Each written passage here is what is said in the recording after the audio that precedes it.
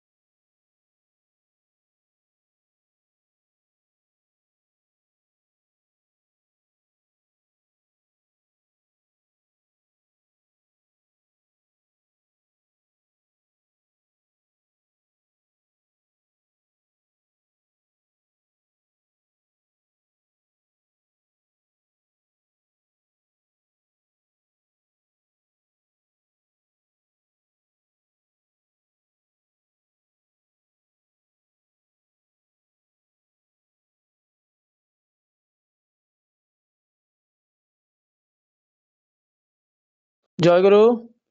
ବର୍ତ୍ତମାନ ସତ୍ୟାନ୍ୱେଷଣ ଗ୍ରନ୍ଥ ପାଠ କରୁଛନ୍ତି ଶ୍ରୀ ଅମରେନ୍ଦ୍ର ପଣ୍ଡା ଭାଇ ବାଙ୍କିରୁ। ଜୟଗୁରୁ। ଜୟଗୁରୁ ଜୟଗୁରୁ। ପରମ ପ୍ରେମମୟ ଶ୍ରୀ ଶ୍ରୀ ଠାକୁର ଅନୁକୂଳ ଚନ୍ଦ୍ରଙ୍କର ଶ୍ରୀହସ୍ତ ଲିଖିତ ସତ୍ୟାନ୍ୱେଷଣର ଓଡ଼ିଆ ଅନୁବାଦ ପାଠ। ସ୍ପଷ୍ଟବାଦୀ ହୁଅ କିନ୍ତୁ ମିଷ୍ଟଭାଷୀ ହୁଅ। କହିବା ଆଗରୁ ବିବେଚନା କର କିନ୍ତୁ କହି ବିମୁଖ ହୁଅ ନାହିଁ। ଯଦି ଭୁଲ କହିଥାଅ ସାବଧାନ ହୁଅ, ଭୁଲ କର ନାହିଁ। ସତ୍ୟ କୁହ କିନ୍ତୁ ସଂହାର ଆଣ ନାହିଁ। ସତ୍ କଥା କହିବା ଭଲ, କିନ୍ତୁ ଭାବିବା ଅନୁଭବ କରିବା ଆହୁରି ଭଲ। ଅସତ୍ କଥା କହିବା ଅପେକ୍ଷା ସତ୍ କଥା କହିବା ଭଲ ନିଶ୍ଚୟ, କିନ୍ତୁ କହିବା ସାଙ୍ଗରେ କାମ କରିବା ଓ ଅନୁଭବ ନଥିଲେ କଣ ହେଲା? ବେହେଲା ବୀଣା ଯେପରି ବାଦକାନୁଗ୍ରହରୁ ଭଲ ବାଜେ, କିନ୍ତୁ ସେମାନେ ନିଜେ କିଛି ଅନୁଭବ କରିପାରନ୍ତି ନାହିଁ।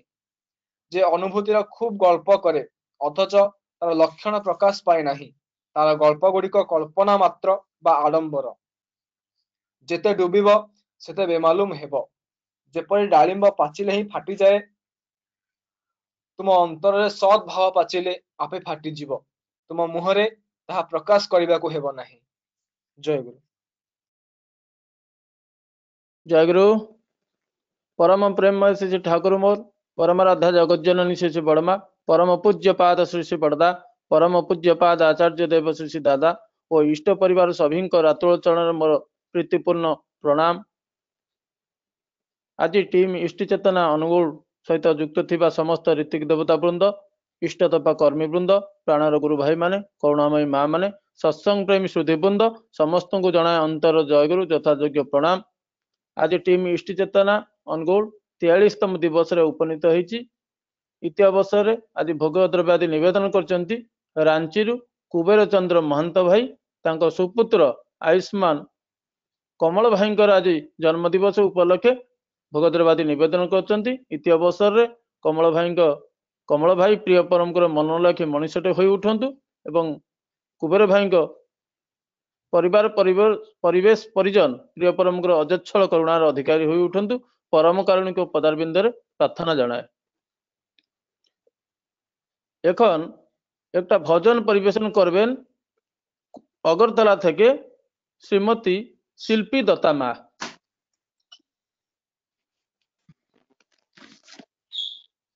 সবাইকে আমার আনন্দিত জয়গুরু। হ্যাঁ শোনা যাচ্ছে মা। শোনা যাচ্ছে? হ্যাঁ শোনা যাচ্ছে, গান করুন। জয়গুরু।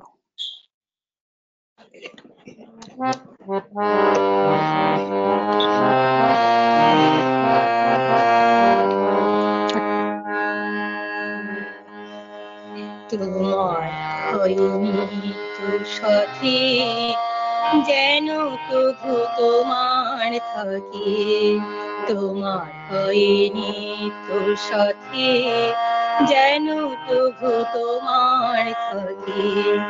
দ্বন্দ্ব দ্বিধামান অভিমান অবাধ সমর্পণে, দ্বন্দ্ব দ্বিধামান অভিমান অবাধ সমর্পণে, সার্থকতায় ভরবে জীবন, সার্থকতায় ভরবে জীবন তোমার চরণে।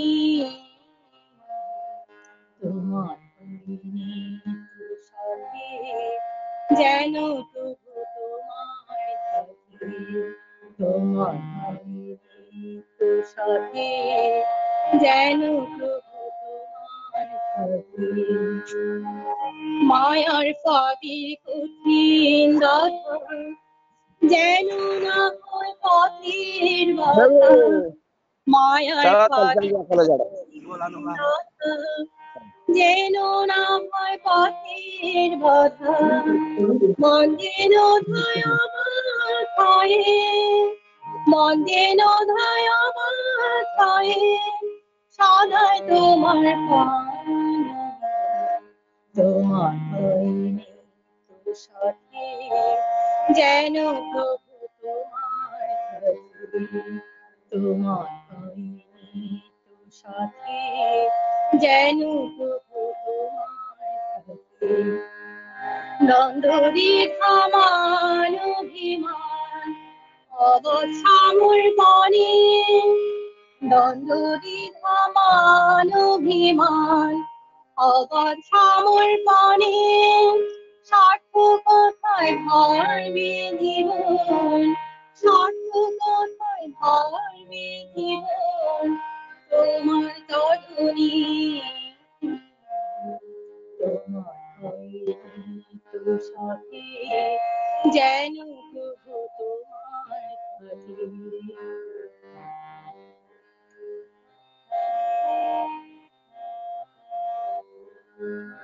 জানি তোমার বাসে ভালো, সে পাই তোমার আলো আলো, জানি তোমার বাসে ভালো, সে পাই তোমার আলো আলো, তোমার প্রভু করলে সেবা, তোমার প্রভু করলে সেবা, মুক্তি মেলে জীবনে, তোমার হয়নি তুষারে যেন প্রভু তোমার কাছে, তোমার হয়নি তুষারে যেন প্রভু তোমার কাছে।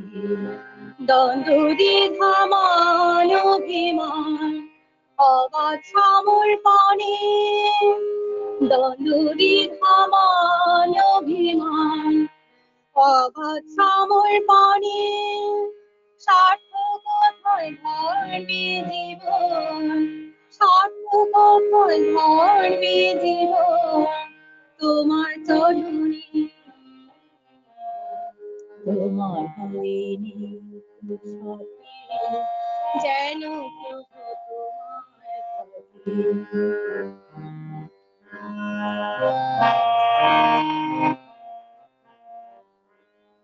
পরম প্রেমী বিশ্বপতি, সবগতি তুমি গতি, পরম প্রেমী বিশ্বপতি, সবগতি তুমি গতি, তোমার হাওয়ার দাসমতি, তোমার হাওয়ার দাসমতি, হায় যেন পাইছি চরণী, তোমার হয়নি তুষারে যেন প্রভু তোমার কাছে, তোমার হয়নি তুষারে যেন প্রভু তোমার কাছে।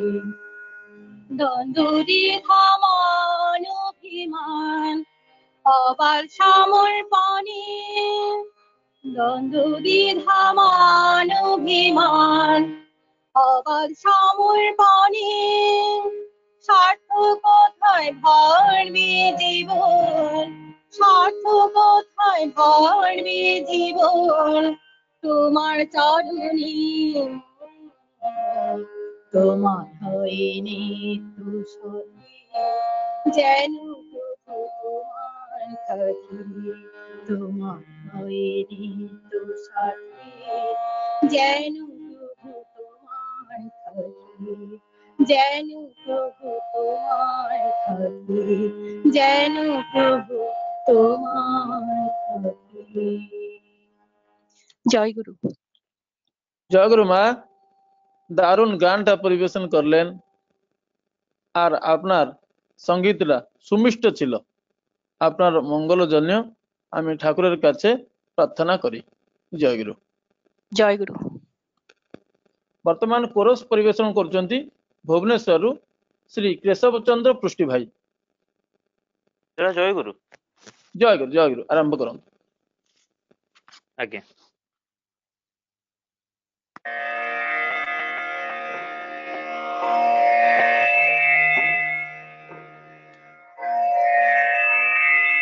প্রেমী তোমারে প্রণাম জানাই,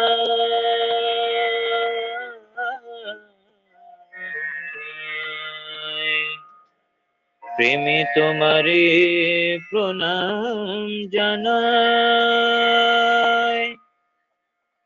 এসেছো প্রভু তুমি ত্রিতা পুরীতে,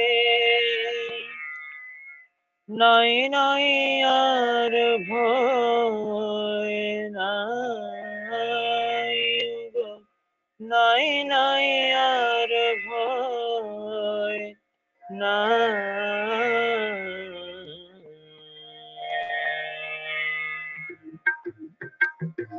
প্রেমী তোমারে প্রণাম জানাই, প্রেমী তোমারে প্রণাম জানাই। এসেছো প্রভু তুমি ত্রিতাপ হরিতে, এসেছো প্রভু তুমি ত্রিতাপ হরিতে, নাই নাই আর ভয় নাই, ও গো নাই নাই আর ভয় নাই, তোমারে প্রণাম জানাই, প্রেমী তোমারে প্রণাম জানাই। কাতর জীবনে দুঃখ বেদনে ভরা ছিল হিয়া যে ব্যথার রোদনে, কাতর জীবনে দুঃখ বেদনে ভরা ছিল হিয়া যে ব্যথার রোদনে, আসিলে তুমি হে মোর স্বামী, আসিলে তুমি হে মোর স্বামী, নাহি আর শোক তাপ নাই, ওগো নাহি আর শোক তাপ নাই,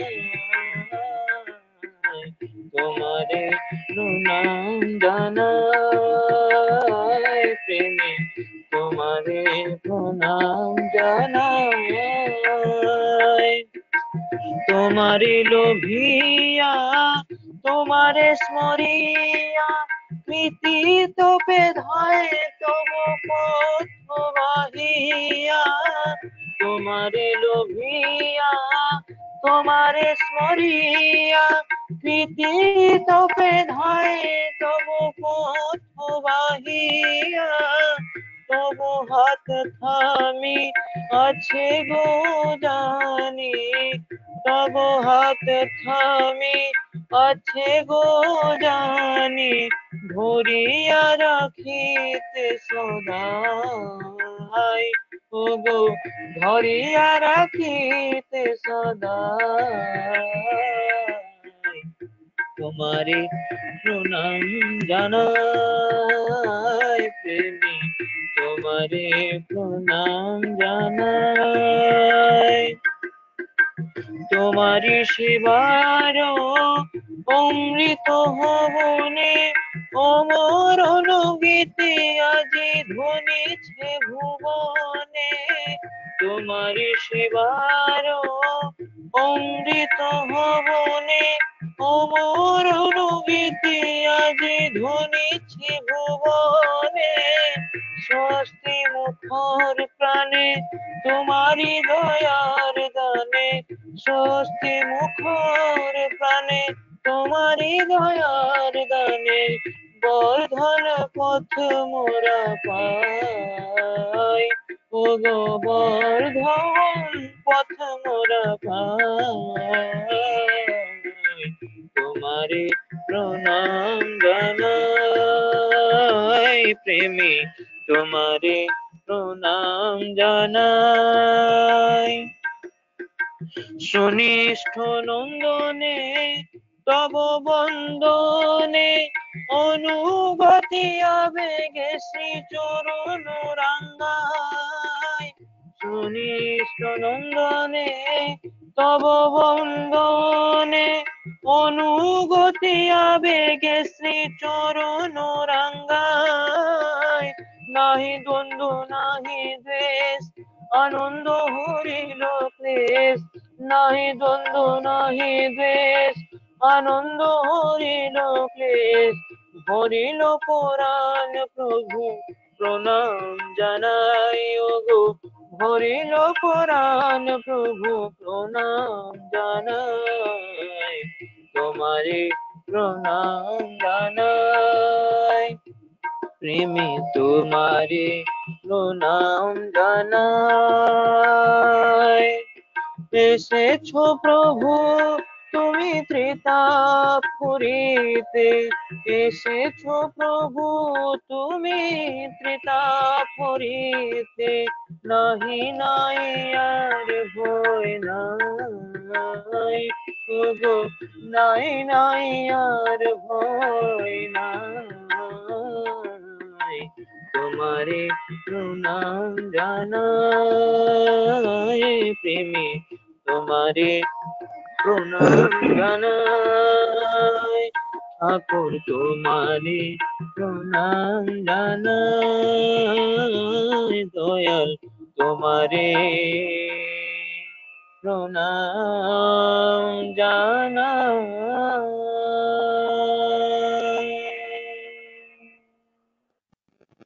ଜୟ ଗୁରୁ କେଶ ଭାଇ ଅତି ସୁନ୍ଦର ଭାବରେ ଆପଣଙ୍କ ମାନଙ୍କ ସାଥୀ ମାନଙ୍କ ସହଯୋଗରେ ପ୍ରେମୀ ତୁମାରେ ପ୍ରଣାମ ଜଣାଇ କୋରସଟି ପରିବେଷଣ କଲେ, ଯାହାକି ପ୍ରତିଟି ସତ୍ସଙ୍ଗ ଏହି କୋରସ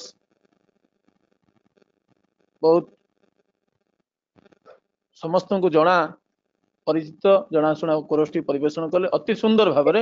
ଆଜି ଏଇ ଯେ ଆପଣଙ୍କ କୋରସଟି ପରିବେଷଣ କଲେ ଆପଣଙ୍କୁ ଏବଂ ଆପଣମାନଙ୍କ ସାଥୀଙ୍କୁ ଟିମ୍ ଇଷ୍ଟି ଚେତନା ତରଫରୁ ଅଧିକ କୃତଜ୍ଞତା ସହିତ ଆପଣମାନଙ୍କର ସାର୍ବିକ ମଙ୍ଗଳ ପାଇଁ ପରମ ପିତାଙ୍କ ପାଖରେ ପ୍ରାର୍ଥନା ଜଣାଏ।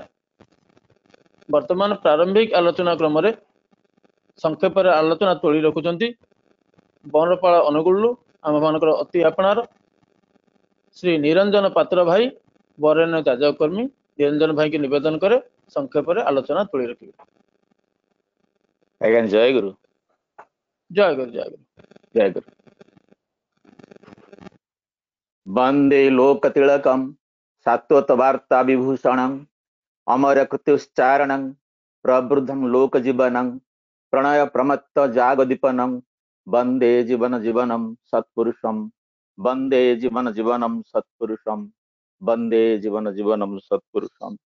परम प्रेममय श्री श्री ठाकुरंकर रातोल चरण रे मोर कोटि कोटि प्रणाम। परम आराध्या जगत जननी श्री श्री बड़मां रातोल चरण तले मोर कोटि कोटि प्रणाम। परम पूज्यपाद श्री श्री बड़दांकर रातोल चरण तर मोर मोर कोटि कोटि प्रणाम। परम पूज्यपाद आचार्य देव श्री श्री दादांकर रातोल चरण रे मोर कोटि कोटि प्रणाम। परम पूज्यपाद श्री श्री बाबाईदांकर रातोल चरण तले मोर कोटि कोटि प्रणाम। पूज्यपाद अभियंता तथा आश्रमिक समस्त कर्मी एवं इष्ट परिवार समस्त मोर भक्तियुक्त प्रणाम और जय गुरु। आज मो पाई एक सुदिन अनुगुण इष्टि चेतन आनुकूल्य क्रमागत अनुष्ठित होता ई सत्संग योगदान करी मु निजको धन्य मन करुछि। आज सत्संग होउछि इष्टि चेतनार 43तम सत्संग। यह सर्वांग सुंदर करने पाई मोर प्राणर गुरु भाई इष्ट प्राण गोलेख भाई, बाबू रंजन भाई, रंजन भाई, अंशु प्रकाश भाई, मदन मोहन भाई तथा उद्धव महाकुड़ भाई अदम्य उत्साह उद्दीपना विशेष प्रणिधान योग्य समस्त मोर प्रीतिपूर्ण राव जय गुरु। आज सत्संग प्रसाद निवेदन करिथिबा रांची इष्ट प्राण गुरु भाई कुबेर महंत भाई पारिवारिक जीवन एवं तांकरी सुपुत्र कमलर जन्मदिन उद्देश्य जेहेतु से सत्संग निवेदन प्रसाद निवेदन तेणु तांकर पुअर इष्टिपुत जीवन तथा तांकर पारिवारिक कल्याण पाई श्री श्री ठाकुर पाखरे मु कोटि प्रणति निवेदन करुछि। जेउ मानकर अकुंठ तथा सक्रिय योगदान रे इष्टि चेतनार प्रतिटी ई सत्संग सफलतार सहित संपादित होई आसुछि। सही वरेण्य ऋतिक मंडली अधैर्य जाजक कर्मी मंडली तथा इष्ट प्राण सत्संगी और सत्संग प्रेमी भाई और माँ मानू मोर यथायोग्य प्रणाम और जय गुरु। आज मुख्य आकर्षण मुख्य वक्ता भाव में जोड़ी होइथिबा नरसिंहपुर महाविद्यालय वाणिज्य विभाग प्राध्यापक तथा सहप्रति ऋतिक वरेण्य श्रीजुक्त विजय कुमार परिड़ा महोदय को मोर भक्तिपूर्ण राव जय गुरु। मोर सौभाग्य सम्मानास्पद विजय भाई सहित गोटे महाविद्यालय रे एकत्र अध्ययन करी 1982 मसीह वाणिज्य विभाग स्नातक योग्यता हासिल करूँ। मु गर्व अनुभव करुछि कि ई सत्संग हेले मध्य आमे दुई सहपाठी बंधु आज गोटे मंच रे एकत्र विद्यमान। विजय भाई जने मेधावी छात्र थिले, केवल पाठरे नुहे साठरे मध्य से महाविद्यालय रे तांकर असाधारण प्रतिभा प्रदर्शन करिसंती। कॉलेजर वार्षिक उत्सव रे से सांस्कृतिक कार्यक्रम योगदान करी विशेष करी डुबी ताबला वाद्य प्रतियोगिता रे से सब बेले प्रथम स्थान रहउथिले। जेहेतु मते प्रारंभिक अभिभाषण प्रदान करिवा पई कहा जायछि, बाग्मी प्रवर सम्माननीय विजय भाई संपर्क रे प्रारंभिक सूचना क्रम रे किछि कहिबा पई श्रेय मन करिवारु दी पद मु तांक विषय कहली। मु तो वक्ता नुहे, तथापि स्वल्प और सीमित समय मध्य श्री श्री ठाकुर दयारु किंचित वक्तव्य रखिबा पई एक अकिंचन प्रयास करियछि। श्री ठाकुर ग्रहण करला परे आमे समस्ते आमर सुख दुखर साथी करी श्री ठाकुर को धरि अग्रसर हेउछे। सुख किंबा दुख ए विषय रे सत्यानुसरण एवं नायर नीति आधार रे मु किछि कहिबा पई प्रयास करिछि। दुनिया रे एमिति किछि समस्या नाही जहा कि सत्यानुसरण माध्यम रे समाधान होई पारिबनी। कीट पतंग पशु पक्षी मनुष्यक बासभूमि आमर ए पृथ्वी। समस्ते चाहती सुखरे रहिबे, आनंद रे काल काटिबे। दुखरे रहिबा पई बा असुविधा भोगिया पई केही चाहते नाही। समस्ते सिना सुख खोजंती, किंतु सुख पाइबार बाटटी समस्त को जणा न थाए। जेते जहा पाइले भी मन भितर शांति नथिले आमको सुख मिले ना।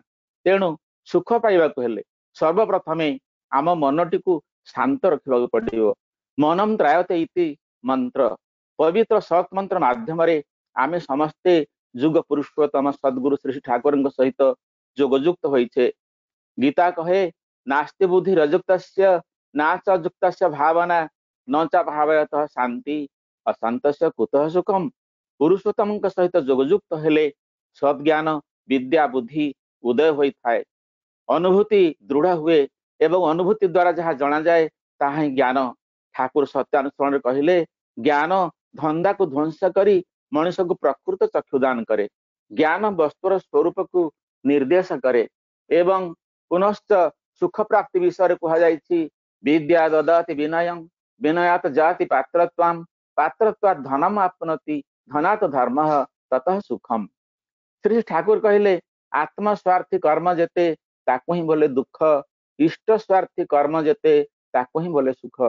पुणी कहा जायछि, सुखस्य दुखस्य न कोपि दाता परो ददाति इति कुबुधिरेषा अहम करोमीति वृथाभिमान स्वकर्म सूत्रै गतित हि लोक। स्वकर्म निज कर्म दुख प्रदानकारी। श्री ठाकुर कहले, न करी जे पेते चाहे दुख तार पछे धाए। जेपरि करी जहा पाइबा को हुए ताहा न करी सेति पई दुखित हो नाही। निश्चय जान करिबा ही पाइबार जननी। पाइबा को हेले ही ता जहा भी हो सुनिबा को हेबो ताहा किपरि पाइबा को हुए आ ठीक ठीक ता करिबा को हेबो। We should do to be and be to have. Doing is the mother of getting. मनुष्यर आकांक्षित मंगल ताहार अभ्यस्त संस्कार अंतराल रे थाए। आम्भे माने नित्य नैमित्तिक जहा किछि कार्य करू तार किंचित संस्कार आवश्यक। श्री श्री ठाकुर आदर्श अनुप्राणित होई तांकर आदर्श को आमर आचरण रे फुटाई तोलिबा को हेबो। ठाकुर कहले, धर्म जदि न फुटिला तोर जीवन रे प्रतिटी कर्मे बातिल करी रखिस तारे की हबे एमनी धर्मे। तेणु प्रतिटी व्यक्ति निजर जीवन को पुनर्गठन करबा को हेबो। Every man is to be reformed and every house is to be reconstructed. आमर भाव वाक्य और कर्म रे उपयुक्त सामंजस्य रहिबा उचित। मनर शांति पाई आमे अन्य मान को भल पाई शिखिबा। आमे अन्य मान को भल पाइले सेमान मध्य हमको भल पाइबे। अन्य पक्षरे आमे जदि अन्य मान को घृणा करिबा ताहले हमको किए काहे भल पाइबो। आमे जदि कहा संपर्क करे मन भितर किछि खराब चिंता पोषण करिबा तेबे से मध्य आम प्रति खराब भावना पोषण करिबो। ଏଥିରେ ବିଜ୍ଞାନ ନିହିତ। ସେଥିପାଇଁ ସୁଖରେ ରହିବାକୁ ହେଲେ ମନ ଭିତରେ ସବୁବେଳେ ଭଲ ଚିନ୍ତା କରିବା ଉଚିତ, ଅନ୍ୟମାନଙ୍କ ହିତ କାମନା କରିବା, ମନ ଭିତରେ ଭଲ ଭାବନା ରଖିଲେ ଆମ ପାଇଁ ଏ ଦୁନିଆ ହୋଇ ଉଠିବ ସୁନ୍ଦର ଏବଂ ଆକର୍ଷଣୀୟ। এই ଅମୃତମୟ ସୃଷ୍ଟିକୁ ଆମେ ପ୍ରାଣ ଭରି ଉପଭୋଗ କରିପାରିବା ଓ ଅନନ୍ତ ଶାନ୍ତିର ଅନେକ ସୁଖର ଅଧିକାରୀ ହେବା। ଶ୍ରୀ ଠାକୁର କହିଲେ, ଯାହା ତ୍ୟାଗ କରିବାକୁ ହେବ ତା ଆଡ଼କୁ ଆସକ୍ତ ବା ଆକୃଷ୍ଟ ହୁଅ ନାହିଁ, ଦୁଃଖରୁ ରକ୍ଷା ପାଇବ। ପିତାଙ୍କ ପାଇଁ, ସତ୍ୟ ପାଇଁ ଦୁଃଖ ଭୋଗ କର, ଅନନ୍ତ ଶାନ୍ତି ପାଇବ। ଠାକୁର କହିଲେ, ସଂକୋଚ ହିଁ ଦୁଃଖ ଏବଂ ପ୍ରସାରଣ ହିଁ ସୁଖ। ଦୁଃଖ କାହାରି ପ୍ରକୃତିଗତ ନୁହେଁ, ତାକୁ ଇଚ୍ଛା କରିଲେ ହିଁ ତୋଡ଼ି ଦିଆଯାଇପାରେ। ପରମ ପିତାଙ୍କ ନିକଟରେ ପ୍ରାର୍ଥନା କର, ତୁମର ଇଚ୍ଛା ହିଁ ମଙ୍ଗଳ। ମୁଁ ଜାଣେ ନା କେଉଁଥିରେ ମୋର ମଙ୍ଗଳ ହେବ। ମୋ ଭିତରେ ତୁମର ଇଚ୍ଛା ହିଁ ପୂର୍ଣ୍ଣ ହେଉ। କାହାରି ଦୁଃଖର କାରଣ ହୁଅ ନା, କେହି ତୁମର ଦୁଃଖର କାରଣ ହେବେ ନାହିଁ। ଠାକୁର କହିଲେ, ସୁଖ ବି ଏକ ରକମ ଭାବ ଓ ଦୁଃଖ ବି ଏକ ରକମ ଭାବ। ଅଭାବର ବା ଚାହିଁବାର ଭାବଟା ହିଁ ଦୁଃଖ। ନାରୀର ନୀତି ବାଣୀ ସଂଖ୍ୟା 13ରେ ଠାକୁର କହିଛନ୍ତି, ନିଜର ପ୍ରୟୋଜନକୁ ନ ବଢାଇ, ମାନ ଯଶର ଆକାଂକ୍ଷା ନ କରି, ସେବା ତତ୍ପର ରହି ସର୍ବଦା ସନ୍ତୁଷ୍ଟ ରହିବାକୁ ଚରିତ୍ରଗତ କରିନିଅ। ସୁଖ ତୁମକୁ କୌଣସି ମତେ ତ୍ୟାଗ କରିବ ନାହିଁ।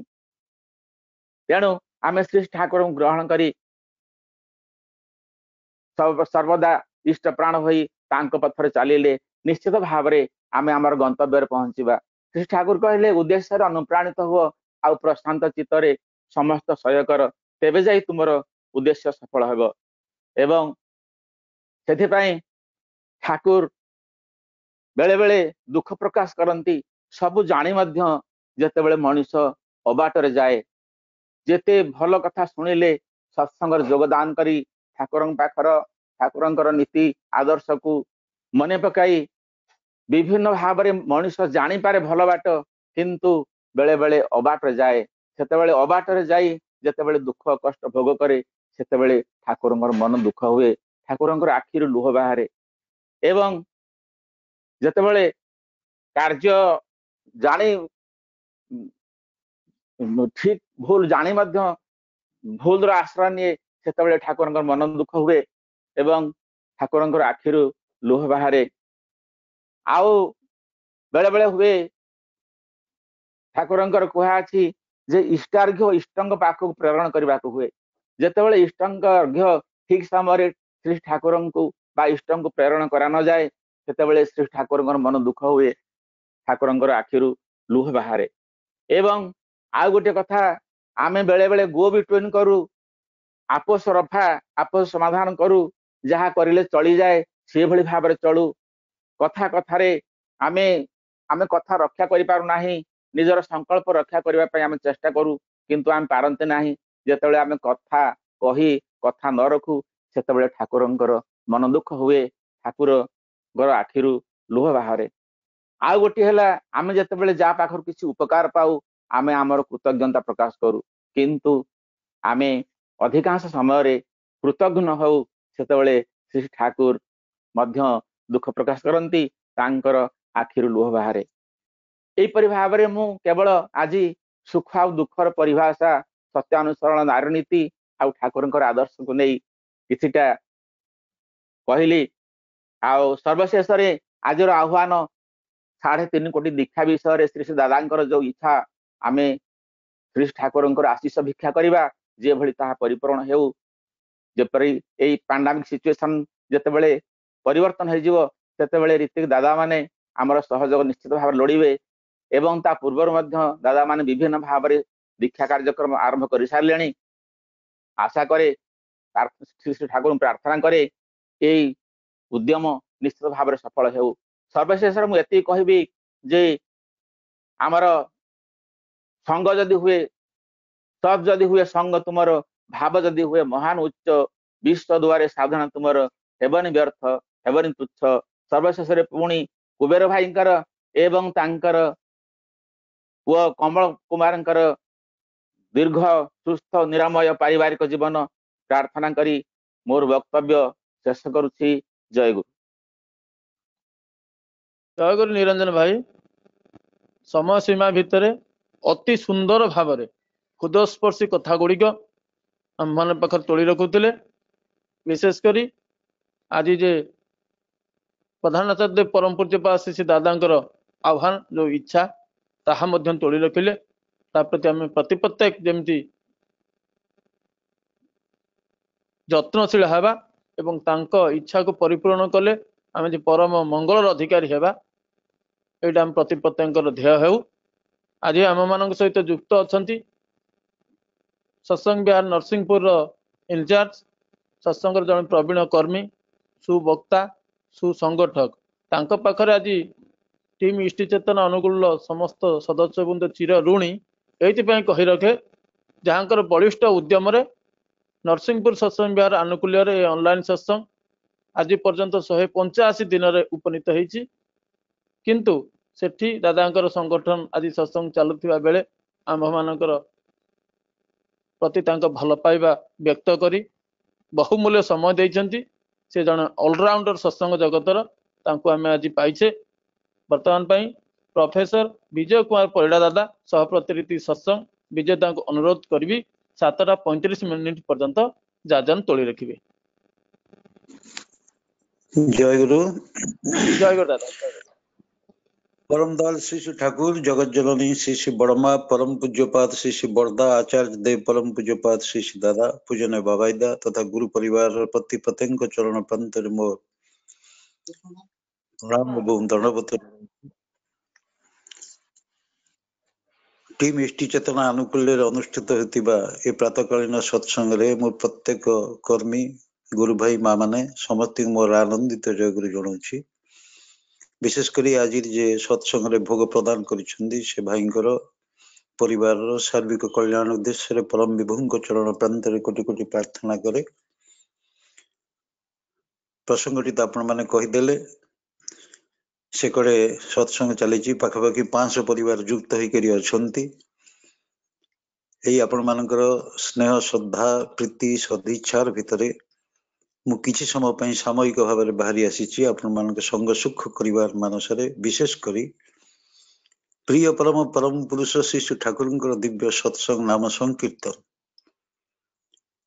कले कौन जे हुए बोधे मु जेतिकी जानी जेतिकी अनुभव करी आपण मान जीवन से अच्छी कि ना मु जाने ना किंतु मु जने भुक्तभोगी सत्संग को केबे मना करे ना जो जेपरी सुजोग पाए तार मु निश्चित भाव में से समय मु विनियोग करने प्रयासशील 1994 मसीह ता पूर्व तो दीक्षा नहीं सत्संग रेगुलर जाऊली बहु जगार मु कथाटी कही 35 वर्ष सुदीर्घ सत्संग यात्रा काल रे मु केबे डेरी रे पहुंचीनी निश्चित भाव में प्रार्थनार जोग दिए ये मोर एक अभ्यास ताकू किए कौन भावु न भावु मु किंतु सत्संगर आरंभ होबार ठीक अनेक समय पूर्व पहुंची जाए तार भी कारण अच्छी खाली सेतिक नुहे मु सत्संग मझिरे केबे उठे ना गोटे कथा गोटे चिंता देखते सुनते कहते किछु एथि बड़े प्रियर कथा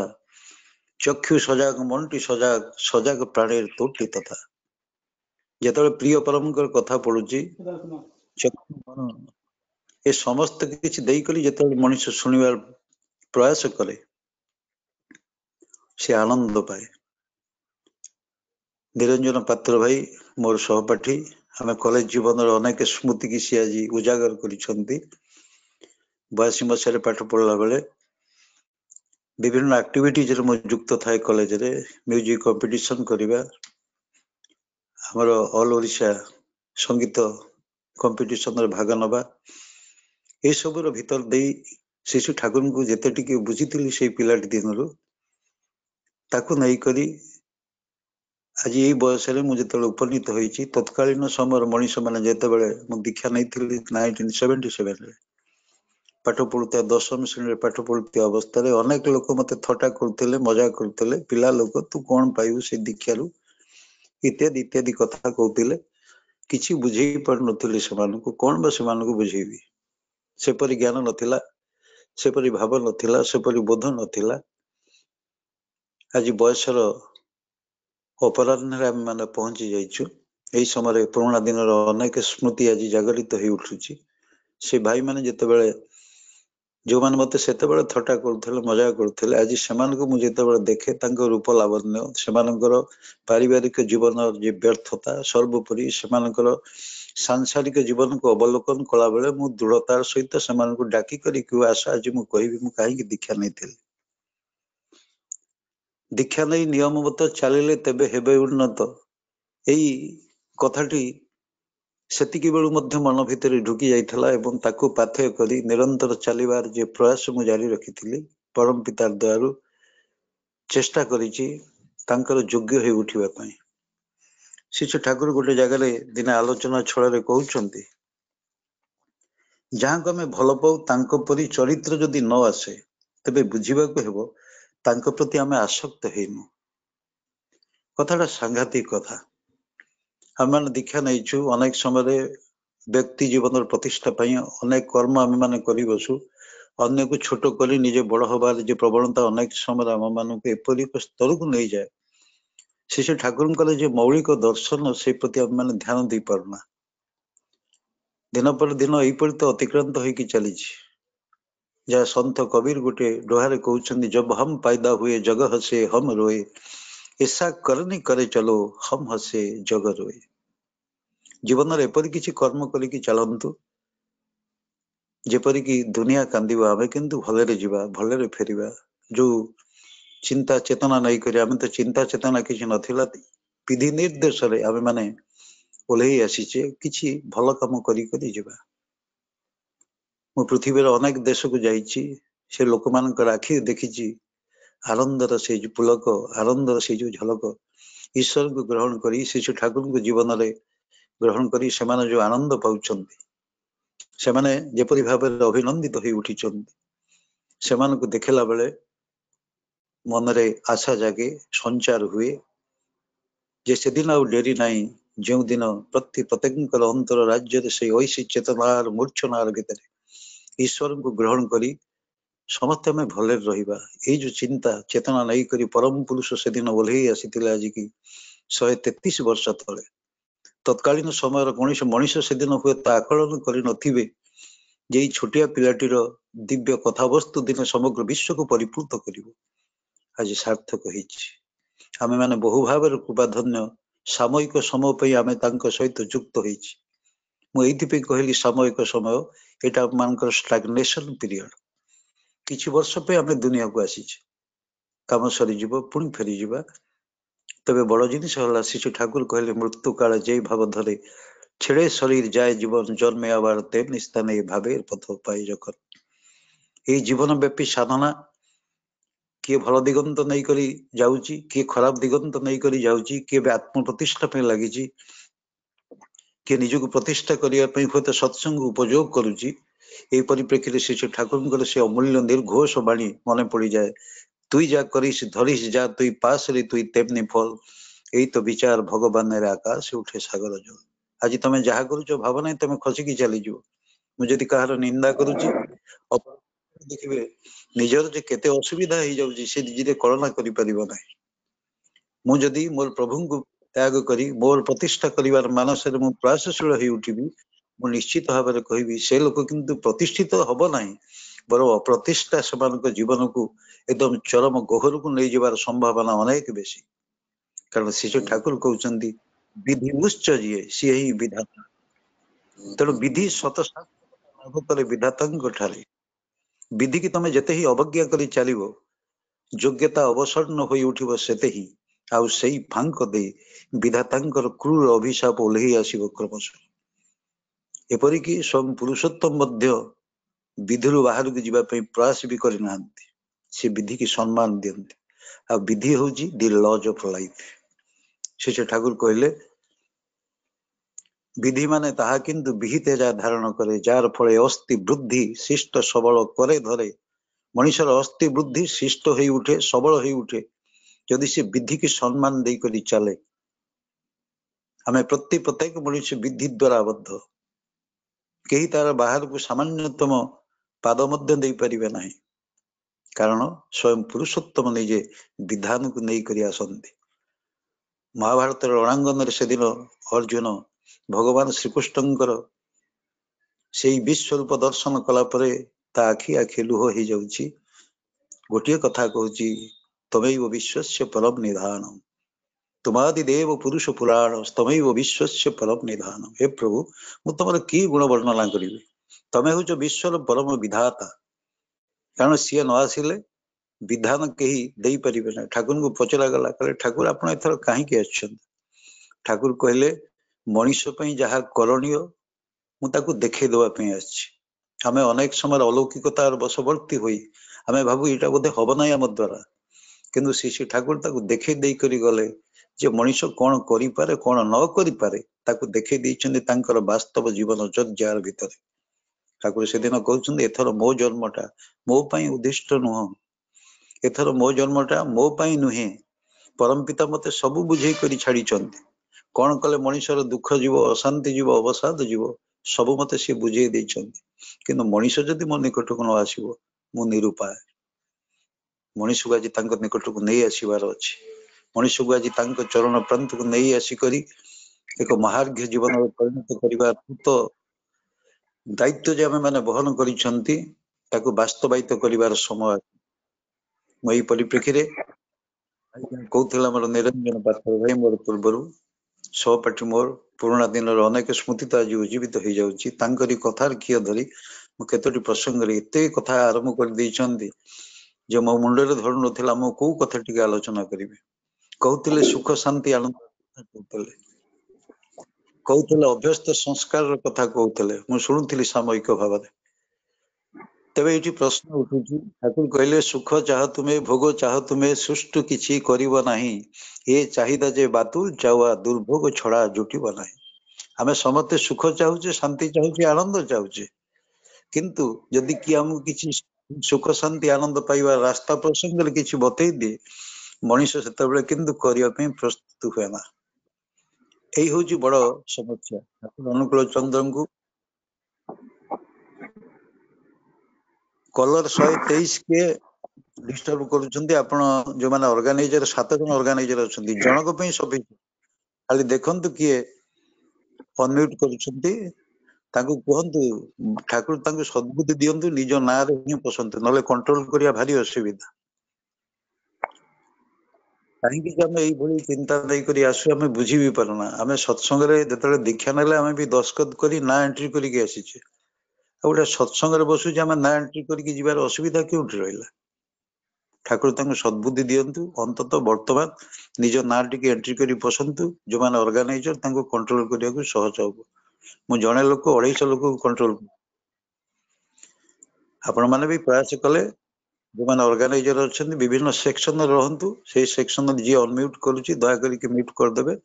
କାରଣ ଏ ହରି ଅନନ୍ତ ହରି କଥା ଅନନ୍ତ ଗା ବହି ଶୁଣଇ ସୋ ହୋଇ ସନ୍ତ। ଜଣେ ଦି ଜଣଙ୍କର ବ୍ୟତିକ୍ରମ ଯୋଗୁଁ ଆମେ ପାଖାପାଖି 210 ଫ୍ୟାମିଲି ସଫର କରୁଛେ। ଛାଡ଼ନ୍ତୁ, ପ୍ରସଙ୍ଗ ହେଲା ସେ କଲର 123 କି ଆମର ଯିଏ ଅର୍ଗାନାଇଜର ଅଛନ୍ତି ତାଙ୍କୁ ଡିଲିଟ କରିଦିଅନ୍ତୁ, ସେ କାଢି ଦିଅନ୍ତୁ, ତାଙ୍କର ସତ୍ସଙ୍ଗରେ ବସିବାର ଇଚ୍ଛା ହିଁ ନାହିଁ। ଶିଶୁ ଠାକୁରଙ୍କୁ ଜଣେ ଭକ୍ତ ସେଦିନ ପଚାରୁଛି, କହିଲେ ପ୍ରଭୁ, ମଣିଷ ଈଶ୍ୱରଙ୍କ ପାଖକୁ ଯାଏ, ମୋର ବି ଏ ଭାବନା ଥିଲା ଅନେକ ଦିନ ଧରି। ଠାକୁରଙ୍କୁ କିଛି ମାଗି ବସେ, ସୁଖ ମାଗେ, ଶାନ୍ତି ମାଗେ, ଆନନ୍ଦ ମାଗେ। ସତରେ କଣ ଠାକୁର ତାକୁ ସୁଖ ଶାନ୍ତି ଆନନ୍ଦ ଦିଅନ୍ତି? ବହୁତ ଦିନ ଧରି ମୋ ମନ, ଆମେ ଯୋଉମାନେ ଦୀକ୍ଷା ଗ୍ରହଣ କରିଛୁ, ଆମେ ମାନେ ହୁଏତ ଭାବୁଛେ ଆମେ ସୁଖ ଶାନ୍ତି ଆନନ୍ଦ ପାଇଯିବୁ ଯଦି ଠାକୁରଙ୍କୁ ଆମେ ଡାକୁ। ଭାଇ ତ ଉଚ୍ଚଭୂତିର କଥା କହୁଥିଲେ, ବହୁ ପ୍ରସଙ୍ଗକୁ ସେ ଆରମ୍ଭ କରିଛନ୍ତି। ମୋ ଭଳି ଛୋଟିଆ ବୁଦ୍ଧି ସମ୍ପନ୍ନ ଜଣେ ମଣିଷ ଏତେ ବଡ କଥାକୁ ମୁଣ୍ଡରେ ଧରି ତାକୁ ଆଲୋଚନା କରିପାରିବି ସେ ଯୋଗ୍ୟତା ମୋର ନାହିଁ। କେବଳ ଯେତେ ଟିକେ ଅନୁଭବ ଅଛି, ଯେତେ ଟିକେ ଅନୁଭୂତି ଅଛି, କାରଣ ମଣିଷ ଜୀବନରେ ବହୁ କିଛି ଅନୁଭବ କରେ, ବହୁତ କିଛି ଅନୁଭୂତି ବି ଅଛି। ଆଉ ସେ ଅନୁଭୂତି କମ ଜିନିଷକୁ ଆମେ ମାନେ ଆୟତ୍ତ କରିଛେ। ଅନୁଭୂତିକୁ ଆୟତ୍ତକୁ ଆଣିକରି ନିରନ୍ତର ଚାଲିବାର ଭିତରେ ମଣିଷର ଜୀବନର ସାର୍ଥକତା। ଆଉ ଶିଶୁ ଠାକୁର କହିଲେ ଅନୁଭୂତି ଦ୍ଵାରା ଯାହା ଜଣାଯାଏ ତାହା ହଉଛି ଜ୍ଞାନ। ତେବେ ପରମ ପୁରୁଷ ଯେତେବେଳେ ଆସିଛନ୍ତି, ତାଙ୍କର ସମସ୍ତ ଦର୍ଶନ ହିଁ ସାଇଣ୍ଟିଫିକାଲି ପ୍ରୁଭଡ। କୌଣସି କଥା ନାହିଁ ଯୋଉଟା କି ବିଜ୍ଞାନର ଟିକେ ମାତ୍ର ସେ ବାହାରକୁ ଯାଇଛନ୍ତି। ସବୁ ସାଇଣ୍ଟିଫିକାଲି ପ୍ରୁଭ ହେଇଛି ପୁରୁଷୋତ୍ତମଙ୍କର ଦିବ୍ୟ ଦର୍ଶନ। ଠାକୁର को ଯେତେବେଳେ ପଚରା ଗଲା କହିଲେ ଠାକୁର ସତରେ କଣ ଭଗବାନ କାହାକୁ ସୁଖ ଶାନ୍ତି ଆନନ୍ଦ ଦିଅନ୍ତି? ଠାକୁର କହିଲେ ଭଗବାନ କାହାକୁ ସୁଖ ଶାନ୍ତି ଆନନ୍ଦ ଦିଅନ୍ତି ନାହିଁ। ସୁଖ ଶାନ୍ତି ଆନନ୍ଦ ପାଇବାର ସମସ୍ତ ବାଟ ହିଁ ବତେଇ ଦେଇ ପାରନ୍ତି। ତା ନ ହୋଇଥିଲେ ସେ କାହିଁ ଏତେ କଷ୍ଟ କରି ଆସିଥିଲେ? ଏବଂ ତାଙ୍କର ସମସ୍ତ କର୍ମ ଦିବ୍ୟ। ଜନ୍ମ କର୍ମ ଚୌମେ ଦିବ୍ୟ। ବୋଲେ ଜନ୍ମ ଏବଂ ମୋର କର୍ମ ହଉଛି ଦିବ୍ୟ। ମୋର କିଛି କର୍ମ କରିବାର ପ୍ରୟୋଜନ ନଥିଲା। ମୁଁ କିନ୍ତୁ ଆସିଛି ତମ ମାନଙ୍କର ଉଦ୍ଦେଶ୍ୟରେ। ଯାହା କରଣୀୟ ଯାହା ଅକରଣୀୟ ମୁଁ ତାକୁ ଦେଖେଇ ଦେବା ପାଇଁ ଦୁନିଆକୁ ଆସିଛି। ତେଣୁ ସେ ଦେଖେଇ ଦେଇଗଲେ କାହା କଣ ଆମେ କରିପାରିବୁ କଣ ନ କରିପାରିବୁ। ଆଉ ସେଟାକୁ ଭାଇ ଯାହା କହୁଥିଲେ ମଣିଷର ଆକାଂକ୍ଷିତ ମଙ୍ଗଳ ଅଭ୍ୟସ୍ତ ସଂସ୍କାରର ଅନ୍ତରାଳରେ ଅଛି। ମଙ୍ଗଳଟା ଦୁଇ ପ୍ରକାରର, ଗୋଟେ ହଉଛି ପ୍ରଦତ୍ତ ମଙ୍ଗଳ ଆଉ ଗୋଟେ ଆକାଂକ୍ଷିତ ମଙ୍ଗଳ। ପ୍ରଦତ୍ତ ମଙ୍ଗଳ ହଉଛି ଯାହାକୁ ଆମେ ପ୍ରାରବ୍ଧ କର୍ମ ଫଳ ବୋଲି କହିପାରୁ। ପୂର୍ବ ଜନ୍ମର କିଛି ସଂସ୍କାର ଥିଲା, ଏ ଜନ୍ମରେ ଉଚ୍ଚ କୂଳରେ ଜନ୍ମ ନେଇଛେ, ଭଲ ଚାକିରି ଖଣ୍ଡେ କରିଛେ, କିଛି ପଇସା ରୋଜଗାର କରୁଛେ, ପରମ ପିତା ଦୟାଳୁ ତାଙ୍କର ଦୀକ୍ଷା ଗ୍ରହଣ କରିଛେ। ଆଉ ଏଇଟା ହଉଛି ଆମର ପ୍ରଦତ୍ତ ମଙ୍ଗଳ। ସବୁ ଲୋକ ଆସିପାରିବେ ନାହିଁ, ଦୀକ୍ଷା ନେଇପାରିବାଟା ଏକ ସହଜ ବ୍ୟାପାର ନୁହେଁ। ଇଏ ହଉଛି ପ୍ରଦତ୍ତ ମଙ୍ଗଳ। ଆଉ ଗୋଟିଏ ମଙ୍ଗଳ ହେଲା ଅଭ୍ୟସ୍ତ ମଙ୍ଗଳ। ପ୍ରଦତ୍ତ ମଙ୍ଗଳ ପରେ ଅଭ୍ୟସ୍ତ ସଂସ୍କାର।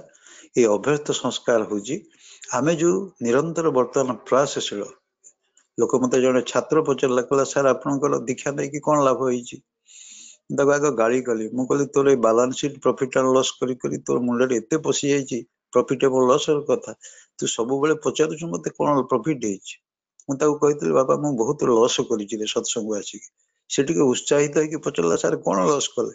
ମୁଁ କହିଲି ଲସ୍ ଏଇଥିପାଇଁ କଲି ମୁଁ ପ୍ରତ୍ୟେକ ଦିନ ଅଭ୍ୟାସ କରିକି 4ଟା 4:30ରେ ଉଠିଯାଏ। ଗୁଡେ ନିଦ ଲସ୍ କରିଛି, ବହୁ ପଇସା କମେଇ କରୁଛି। ହୁଏତ ମୁଁ ଭଲ ଖାଦ୍ୟ ଖାଇ ପାରିଥାନ୍ତି, ରାସ୍ତା କଡରେ ଥିବା ଢାବା ହୋଟେଲ ମାନଙ୍କରେ ପଶି ତମେ ଯେପରି ଖାଦ୍ୟ ଖାଉଛ ମୁଁ ବି ଖାଇ ପାରିଥାନ୍ତି।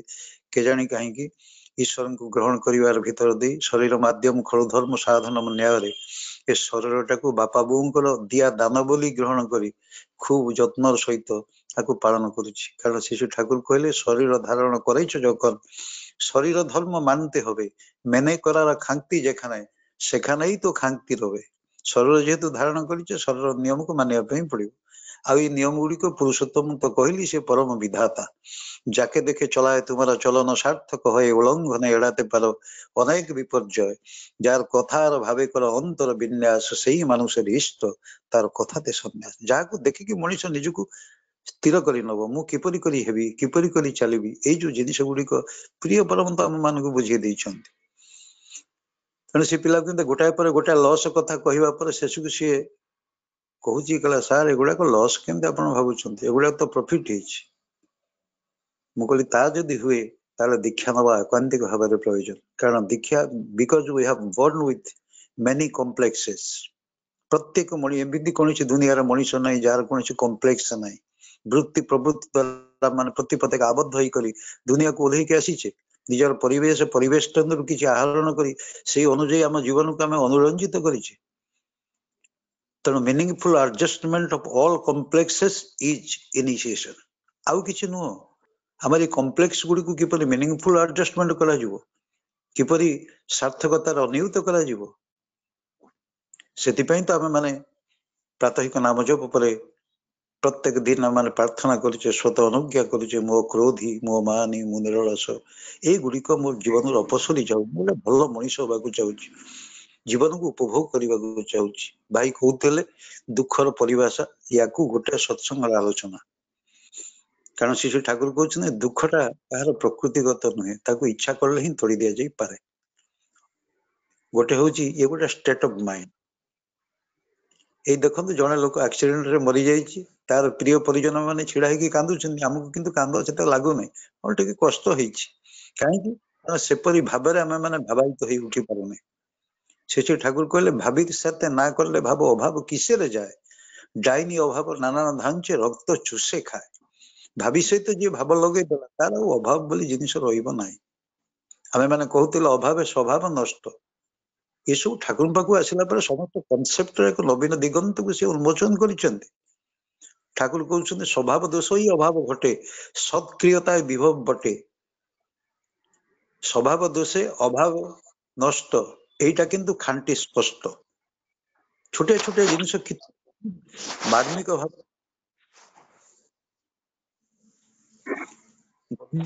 ଭାବରେ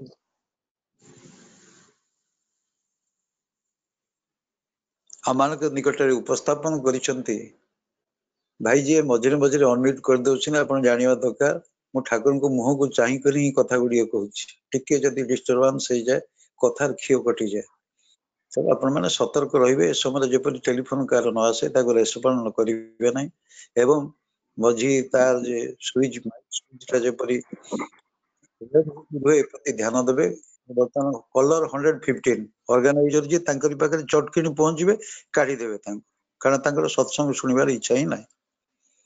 ସେ ଯାଇ ହଉ, ଦୁଃଖ କଥା କହୁଥିଲେ। ମୁଁ କୋଉ ପ୍ରସଙ୍ଗ ତ ଆଲୋଚନା କରିବି, ସମୟ ସରି ସରି ଆସୁଛି। ଦୁଃଖର 5ଟି ପରିଭାଷା ଦେଇଛନ୍ତି ପରମଦାସ ଶ୍ରୀ ଠାକୁର ସତ୍ୟାନୁସରଣ ଗ୍ରନ୍ଥରେ। କାହିଁକି ମଣିଷ ଦୁଃଖ ପାଉଛି, ଆଉ ଏ ଦୁଃଖଟା ତାର ଏକ ସାମୟିକ ଭାବୋନ୍ମତ୍ତତା, ସାମୟିକ ଭାବ। ତାକୁ ଚାହିଁଲେ ସେ ତୋଳିଦବ। କେମିତି ଚାହିଁଲେ ତୋଳିଦବ, ସେଇ ଉତ୍ତର ସେ ନିଜେ ହିଁ ଦେଇଛନ୍ତି। ଯେମିତି କୁହାଗଲା, ଚାହିଁବାଟା ନ ପାଇବା ହିଁ ଦୁଃଖ। ଇଏ ଗୋଟେ ପ୍ରସଙ୍ଗ ରଖାଯାଇଛି। ଆଉ ଗୋଟେ କୁହାଯାଇଛି, କାମିନୀ କାଞ୍ଚନ ଠାରୁ ତଫାତ ଖୁବ୍ ତଫାତ ରୁହ। କାରଣ ଏଠି ମଣିଷ ଦୁଃଖ ପାଏ। ମଣିଷ ଯେତେ ଯାହା ସବୁ ଦୁଃଖ ପାଏ ତାର ଅଧିକାଂଶ ହିଁ କାମିନୀ କାଞ୍ଚନ ପ୍ରତି ଆସକ୍ତିରୁ ହିଁ ଆସେ। এইটা ବି କୁହାଗଲା ଦୁଃଖର ସମ୍ପର୍କରେ। ଆମମାନଙ୍କୁ ଶ୍ରୀ ଠାକୁର ସୂଚନା ଦେଲେ। ତେବେ ଏଇ ପ୍ରସଙ୍ଗଟି ରାମକୃଷ୍ଣ ଦେବ କହିଛନ୍ତି। ଠାକୁର କିନ୍ତୁ କହିନାହାନ୍ତି କାମିନୀ କାଞ୍ଚନକୁ ପରିତ୍ୟାଗ କରିବାର କଥା।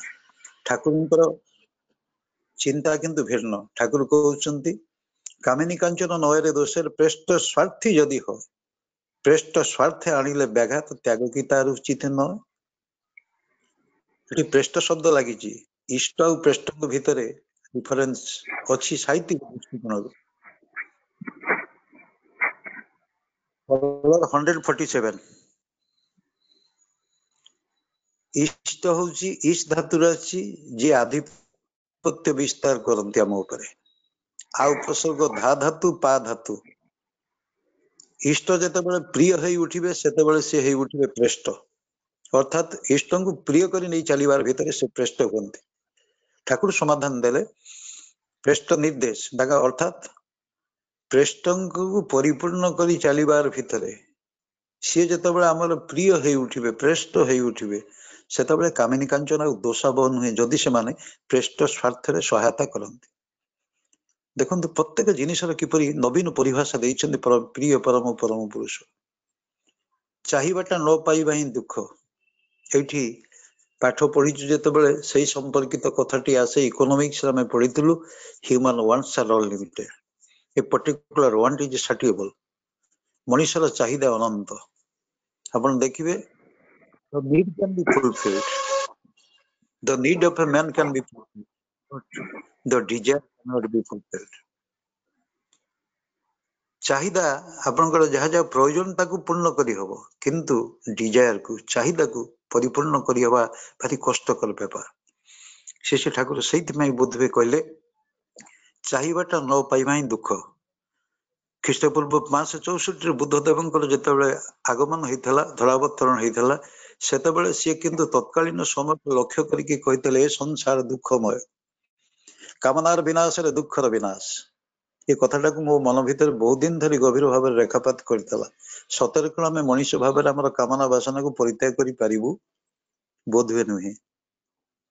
କେହି ଜଣେ ଛାତିରେ ହାତ ଦେଇକି କହୁ, ମୁଁ ମୋର କାମନା ବାସନାକୁ ପରିତ୍ୟାଗ କରିଦେଇଛି। ଠାକୁର କହିଲେ, ସେ ତ ବଳଦ ପାଲଟିଯିବ। କାମନା ବାସନାକୁ କେମିତି ପରିତ୍ୟାଗ କରିବେ? ମୋ ଭିତରେ କାମ ଅଛି, କ୍ରୋଧ ଅଛି, ଲୋଭ ଅଛି, ମୋହ ଅଛି, ମଦ ଅଛି, ମାଶ୍ଚର୍ଯ୍ୟ ଅଛି। ଏଗୁଡାକ ସୁନିୟନ୍ତ୍ରିତ କରାଯାଇପାରେ, ପରିତ୍ୟାଗ କରିପାରିବ ନାହିଁ। ତେଣୁ ଶ୍ରୀ ଠାକୁର ଆମକୁ ସେଇଥିପାଇଁ କହିଲେ, କାମ ଲୋଭ ଜିତ ବସି, କାମ ଲୋଭକୁ ଜୟ କରିକି ବଶୀଭୂତ କରିବୁ। ଆଉ ତାକୁ ଯେତେବେଳେ ମଣିଷ ବିନିଯୋଗ କରିବ, ସେତିକି ବେଳେ ପ୍ରକୃତ ଆନନ୍ଦ ହିଁ ଉପଲବ୍ଧି କରିପାରିବ।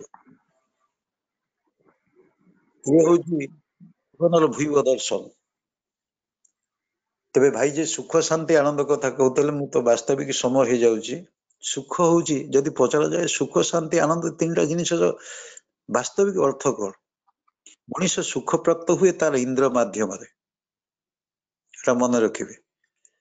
ଇନ୍ଦ୍ରିୟ ଆମର ଯୋଉ ପଞ୍ଚେନ୍ଦ୍ରିୟ ଅଛନ୍ତି, चर्म हला जीवा हला रस माने चक्षु हला कर्ण हला ये माध्यम मनुष्य परितृप्तिटा को कहा जाए सुख जमती आपन को भोक लगुच भल खाइबा को पाइले से जो अभिव्यक्ति हला अंतर भितर अंतर जगत रे ताको कहा जाए सुख किंतु से शांति दे परिबो नाही कारण गोटे लोकर तुलितप्त सज्जा करिछि एयर कंडीशन रे शयन करूछि किंतु राति रे से सोई परुनी काहे कि सोई परुनी तार पिला माने ता मन लाखि हे नाहंती बोल तेणु ये जो अवस्था ताकू कहा जाए शांति कहा जाए मानसिक प्रशांति को ही शांति कहा जाए सेतिपई भगवान श्रीकृष्ण गीता रे सही कथा कहले नास्ति बुद्धिर युक्तस्य न च युक्तस्य भावना न च भावते शांति अशांतस्य कुत सुख जे तांको सहित युक्त होइनि से कोठु शांति पाइबो युक्त हला परे तांको नाम को मनन करबा को पड़े मन हताति समंत्र ए परिभाषा दैछन्ति शास्त्रकार माने तेणु तांको सहित मान को युक्त होबा ही पड़िले ही मनुष्य मानसिक प्रशांति एगो आनंद होउछि नंद धातुरु ता माने विस्तार एक अव्यक्त अनुभूति कलर 173 जे ऑर्गेनाइजर तांकरी पाखरे पहुंच जंतु कलर 173 सी सेक्शन रे थिबे ताऊ काढी देबे सिंपली से सत्संग सुनिया को आसंती नै तबे सुख शांति आनंदर कथा कह गला मु ताको आ जीवे नै कारण सममोपि सरी सरी आछि 4-5 मिनिट भितरे आ किछटा कथा रखिबी परम पूज्यपाद शिष्य दादा भक्तन मान को जो आह्वान देले 3.5 कोटी दीक्षा ठाकुर को पचारि छथि माया माउसी दिने पचारले कहले तू जे एते दीक्षा करूछु कोउथि पई कोन हबो आपण कल्पना करंतु माया माउसी सहित से अति एई पडी व्यवहार करंती दुर्गा माउसी माया माउसी ठाकुर माने सेविका थिले एवं किपरि करी से आश्रम को आसी ठाकुर पाखे रही बाल्य विधवा केते जन स्त्री लोक ठाकुर माँ बोली संबोधन करते से माने तू करी मध्य कथबार्ता करते माया माउसी से दिन पचारे तू जे एते लोक दीक्षा दौचु दीक्षा करने चेष्टा करुचु कौन हम ठाकुर हसी कहले माँ देखे केते लोक बंची दे हबो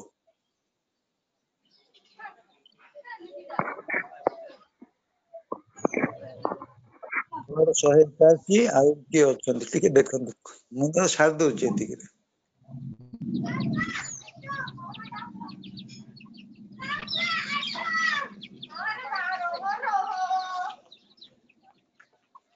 गोपबंधु भाई 512 म्यूट करंतु आपण ऑर्गेनाइजर अछंती जणे लोक भी पहुंच के कंट्रोल कर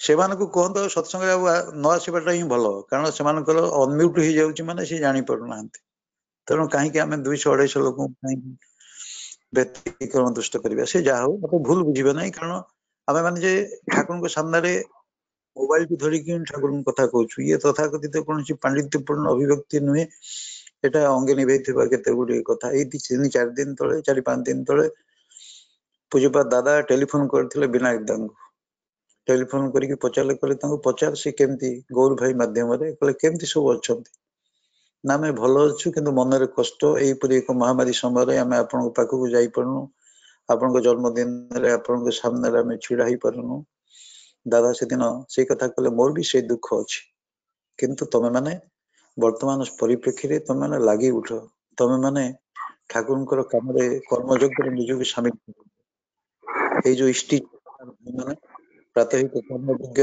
प्रारंभ रे सत्संग आयोजन करूछंती बहुत दिन हम माने सुनिलेनी आ सुंदर भीतर मनुष्य किसी शक्ति संचारण हेछि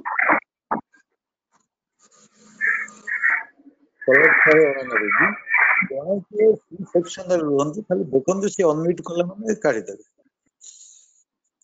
दादा कहउचंती मते भी सेपति कष्ट लागुची आपण मानकू मु एति के अनुरोध करिनी आपण के कर्मयोग्य इष्ट चेतना जो भाई माने प्रातःहिक कर्म आरंभ रे सत्संग आयोजन करूछन खाली बसी की सुनिले होबो नाही शक्ति तो संचारण हेलानी आमे आशीर्वाद को प्राप्त हेलानी प्रत्येक दिन अंततः में चेष्टा करिया 5-10 दीक्षा करिया एते लोक आमे माने यंग ग्रुप्स 5-10 दीक्षा निहाती करी दायित्व नहीं जिवे ताले ए कामटा अति सहज हे जिवो मु समस्त अनुरोध करिवि ए परिप्रेक्षी रे କାରଣ ମାନେ ଏଇ ଯୋଉ ଲଙ୍ଗ ଜର୍ଣ୍ଣି ଆମର କରିବାର ଅଛି 3.5 କୋଟି ଦୀକ୍ଷା ଇଏ ହଉଛି a single step is sufficient for the long journey. ଗୋଟାଏ ପାଦ ଗୋଟାଏ ଦୀକ୍ଷା ଯଦି ହେଇଯାଉଛି ତାହେଲେ 3.5 କୋଟିରୁ ଗୋଟେ କମିଲା। ଏଇ ଚେତନା ନେଇକରି ଯଦି ଆମେ ସବୁ କର୍ମୀ ମାନେ ଲାଗି ପଡିଲେଣି, ଯେତେ ରୀତିକ ମାନେ ଏଠି ଅଛନ୍ତି ସମସ୍ତଙ୍କୁ ମଧ୍ୟ ମୁଁ ଅନୁରୋଧ କରିବି ଆପଣ ମାନେ ବ୍ୟକ୍ତିଗତ ଟେଲିଫୋନ କରି ସମସ୍ତଙ୍କ ସହିତ ଯୋଗାଯୋଗ କରନ୍ତୁ। ବିଶେଷ କରି ଏଇ ଯୋଉ ୟଙ୍ଗ ଗ୍ରୁପ ଇଷ୍ଟି ଚେତନା ପ୍ରତ୍ୟେକ ଦିନ ସତ୍ସଙ୍ଗ ଆୟୋଜନ କରୁଛନ୍ତି। ସତ୍ସଙ୍ଗ ଆୟୋଜନ କରିବା ଯେପରି କଷ୍ଟକର ବ୍ୟାପାର, ବିଭିନ୍ନ ସିଙ୍ଗର ଠାରୁ ଆରମ୍ଭ କରି ସମସ୍ତଙ୍କୁ ଆମେ ମାନେ ଯୋଗାଯୋଗ କରୁଛେ, ସେମିତି ଚେଷ୍ଟା କରିବେ ଯେ ଆଗାମୀ ସମୟରେ ପ୍ରତ୍ୟେକ ଦିନ ଯେପରି ଆମେ ସେତିକି ସଂଖ୍ୟାରେ ଦୀକ୍ଷା କରିପାରିବା। ଦୀକ୍ଷା ଯଦି କରିଚାଲିଲେ ଦାଦାଙ୍କର ମହତ ଇଚ୍ଛାକୁ ବାସ୍ତବାୟିତ କରିହବ। ଏବଂ ଖାଲି ସେତିକି ନୁହେଁ, ଆମେ ତାଙ୍କର ଐଶୀ ଚେତନା, ତାଙ୍କର ଯେ ଐଶୀ ଆଶୀର୍ବାଦ ଆମମାନଙ୍କ ପ୍ରତି ଅଛି ତାକୁ ନେଇକରି ଆମେ ମାନେ ଖୁସିରେ ରହିପାରିବା, ଆନନ୍ଦରେ ରହିପାରିବା, ସୁଖରେ ରହିପାରିବା, ଶାନ୍ତିରେ ରହିପାରିବା, ଆନନ୍ଦରେ ଜୀବନକୁ କାଳାତିପାତ କରିପାରିବା। ଏଇ ଆଶା ଏଇ ଆକାଂକ୍ଷା ମଧ୍ୟ ଅଛି। ତେଣୁ ଭାଇମାନଙ୍କୁ ମୋର ବିଶେଷ ଅନୁରୋଧ, ବାସ୍ତବିକ କର୍ମଯଜ୍ଞର ଆରମ୍ଭ ହେଇଯାଇଛି, ଆଉ ବସି ଥାକିଲେ ଚଲବେ ନା। କାଲିଠାରୁ ଆଜିଠାରୁ ହିଁ ପ୍ରୟାସଶୀଳ ହୁଅନ୍ତୁ, କିଛି କିଛି ଦୀକ୍ଷା କରିବା ପ୍ରତ୍ୟେକ ଦିନ। ଦେଖିବେ ସତ୍ସଙ୍ଗଟା ଆହୁରି ମଧୁର ହେଇ ଉଠିବ। ସମୟ ମୂର୍ତ୍ତି ହେଇଯାଇଛି। ସମସ୍ତଙ୍କର ସୁକଲ୍ୟାଣ, ସମସ୍ତଙ୍କର ମଙ୍ଗଳ ପାଇଁ ପରମ ପିତାଙ୍କ ଚରଣ ତଳେ ପ୍ରାର୍ଥନା କରି ମୁଁ ମୋର ବକ୍ତବ୍ୟକୁ ସାଙ୍ଗ କରୁଛି। ଜୟ ଗୁରୁ।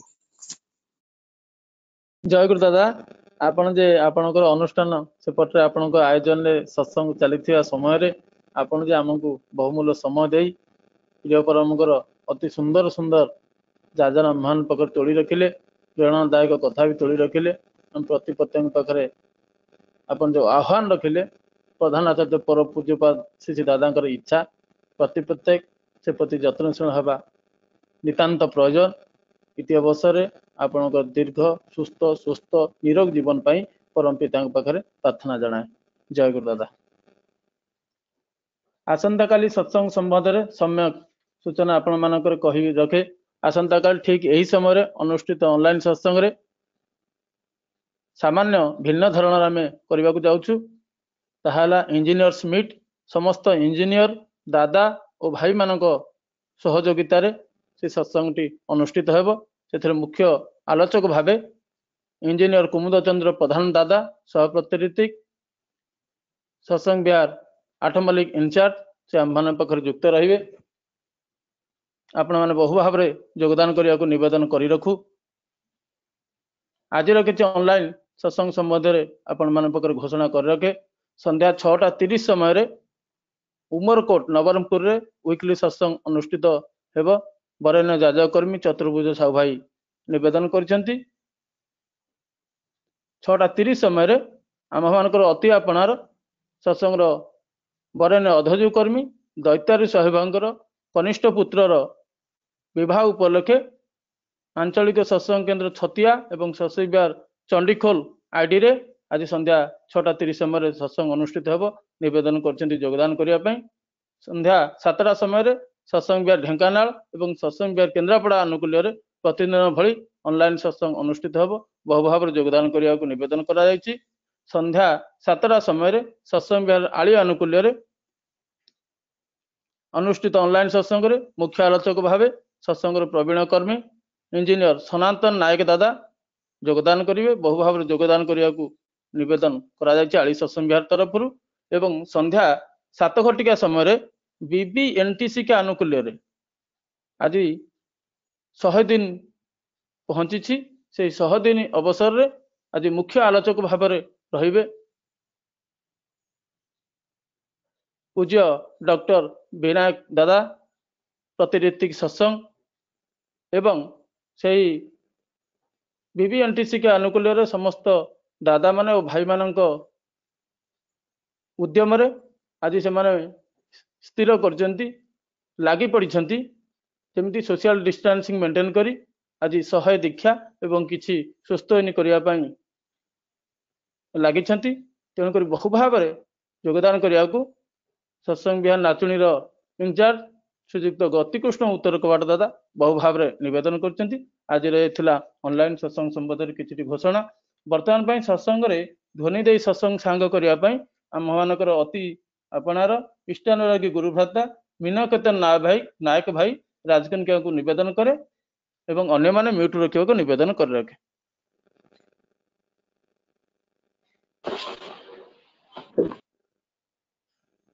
ଜୟଗୁରୁ ଜୟଗୁରୁ ଜୟଗୁରୁ। ବନ୍ଦେ ପୁରୁଷୋତ୍ତମମ୍ ବନ୍ଦେ ପୁରୁଷୋତ୍ତମମ୍ ବନ୍ଦେ ପୁରୁଷୋତ୍ତମମ୍। परम प्रेममय श्री श्री ठाकुर अनुल चंद्र जी की। परम प्रेममय श्री श्री ठाकुर अनुल चंद्र जी की। परम प्रेममय श्री श्री ठाकुर अनुल चंद्र जी की। परमाध्या जगज्जनन श्री श्री बड़मा की। परमाध्या जगज्जनन श्री श्री बड़मा की। परमाध्या जगज्जनन श्री श्री बड़मा की। परम पूज्यपाद श्री श्री बड़दा की। परम पूज्यपाद श्री श्री बड़दा की। परम पूज्यपाद श्री श्री बड़दा की। परम पूज्यपाद श्री श्री आचार्य देव दादा की। परम पूज्यपाद श्री श्री आचार्य देव दादा की। परम पूज्यपाद श्री श्री आचार्य देव श्री श्री दादा की। सत्संग की सत्संग की सत्संग की। वंदे पुरुषोत्तमं वंदे आज्य पित्रं वंदे मातृवर्गान वंदे अहंकुष्टि दैवतम वंदे पुरुषोत्तमं वंदे पुरुषोत्तमं वंदे पुरुषोत्तमं। परम प्रेममय श्री श्री ठाकुर अनुल चंद्र जी की। जय गुरु जय गुरु जय गुरु समस्त भाई मान को जय गुरु जय गुरु। भाई